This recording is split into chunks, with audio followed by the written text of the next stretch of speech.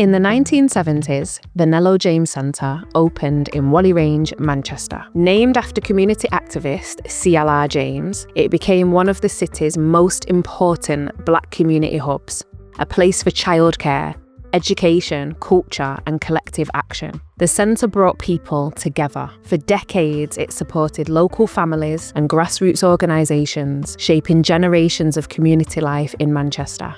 Today, Rekindle School is revisiting that legacy through Stories of Nello James. The event will bring together voices, memories, and lived experiences to reconnect the past with the present. This is the story of not just a building, but the people who made it matter.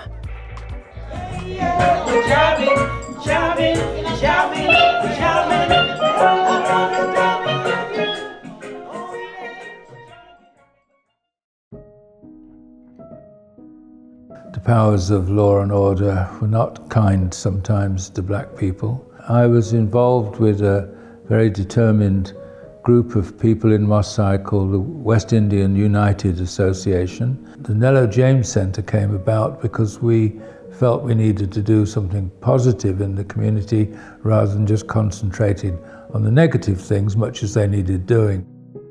I'm living in Whalley Range. You pass Nello James nearly every day. And I was looking for a job in 1977. And I've worked there up until 1994. I used to go to school about 100 yards from the Nello James Centre, so people always talk about the Nello James Centre, and what the things that were going on in there. It was like a go-to place. Everybody sort of knew about it.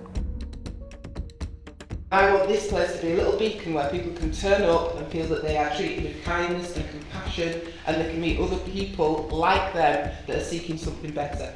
I feel like we have to continue to fight for black-led spaces, for black leadership, for spaces that are ran for our people. We're going to be talking about during the 30 years, what took place in that building, what did we attend, and then we're going to talk about the closure of the building. We're going to talk about the protests that took place, because Nello James Centre is still standing, it's there. It's a reminder every day of what it was, but also what was lost in the community. They took us to Saturday school, which was at the Nello James Centre, and we used to go there on a Saturday morning. But Nello James was a place where you learned to be a proud black young woman. When I stepped into Nello James Centre, I felt like I was respected, I was loved, I was valued. It was like home from home. It was so safe. The children, they were very much engaged with what was taking place. They were looked after in a very personal and political manner. Political, for example, my daughter, she's there, and what she's wearing is one of the West African outfits, that wider context in terms of their heritage. There was a really very important principle underlying the way in which this centre was being used for the education of black kids. Much of it was inspired by the famous pamphlet written by Bernard Coard, which had come out, I think, 1971, which explained to people very, very powerfully how the school system discriminated against people who didn't have the same culture, against people who were basically being discriminated against in every other aspect of their lives. This was an organising centre which took this on. It was very much a black cultural community centre. I'm not boasting about myself, but what I cooked had flavour, because as a West Indian, you want to put flavour into your food, proper food, cottage pie, rice and peas. Weekends we used to go down there and we used to have great fun. It's like a meeting place, for a lot of people. And we used to go to wedding receptions, parties, birthday parties, and it was somewhere where if you go, even if you're walking off the street, there'll be somebody there Places like that was a guiding place for the youths growing up. My brothers used to go there, and that's why I was asking Brian about the car mechanic, because I think my brothers did go there a few times back when they want to be mechanics and fix their own cars and do stuff like that, so I do remember them doing something like that.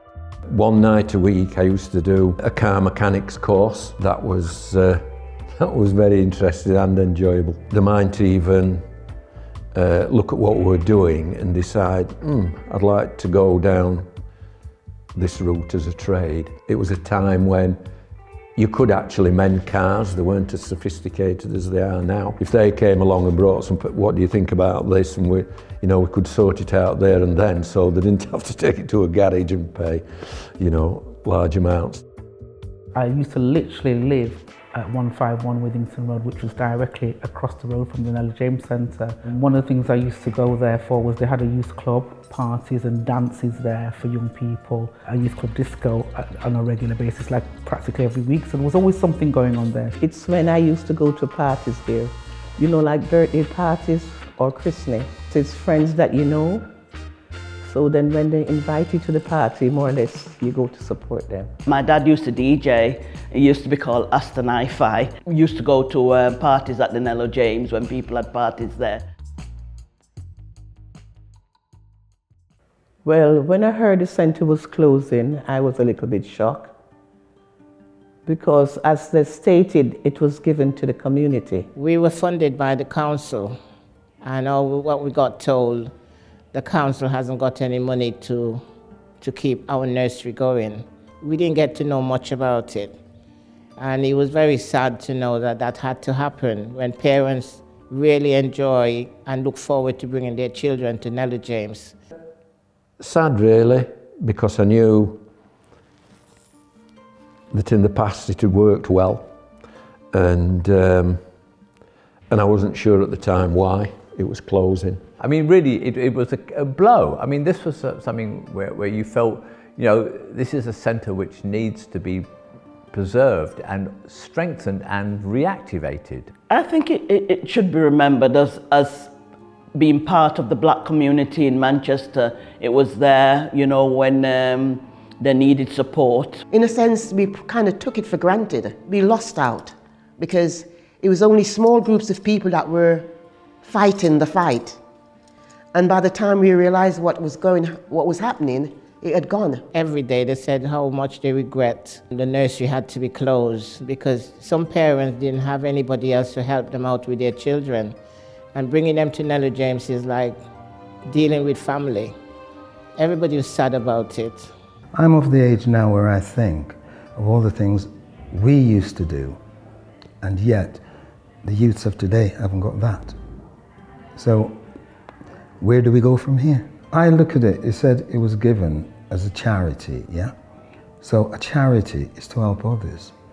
And that, I hope they can have something on there will help the youths of today.